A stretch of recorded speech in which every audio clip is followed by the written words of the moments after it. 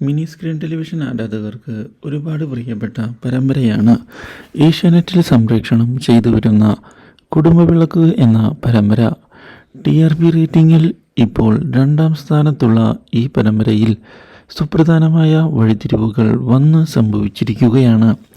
പരമ്പര ക്ലൈമാക്സിലേക്ക് അടുക്കുകയാണ് എന്നുള്ള കാര്യം അറിഞ്ഞതിനെ തുടർന്ന് പ്രേക്ഷകരെല്ലാം വളരെയധികം ആകാംക്ഷയോടെയാണ് പരമ്പര കണ്ടുകൊണ്ടിരിക്കുന്നത്.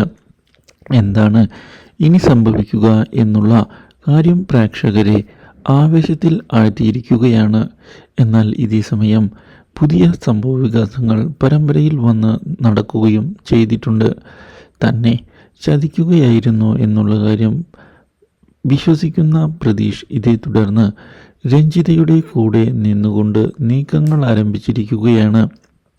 ഇതോടെ രഞ്ജിത പ്രതീഷിനെ ജയിലിൽ നിന്ന് പുറത്തു വരാൻ സഹായിക്കുകയും ചെയ്യുന്നു. ഇതിൻ്റെ ഭാഗമായി കാര്യങ്ങൾ മുന്നോട്ട് കൊണ്ടുപോകുന്ന രഞ്ജിത ഇതേ തുടർന്ന് നല്ലൊരു വഴക്ക് ഉണ്ടാകും എന്നുള്ള കണക്കുകൂട്ടലിലാണ് നിൽക്കുന്നത്.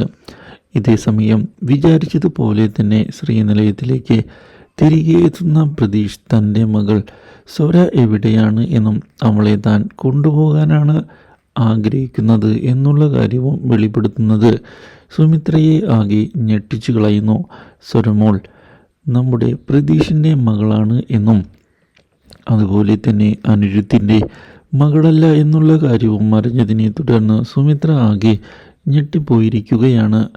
Do like, share and subscribe.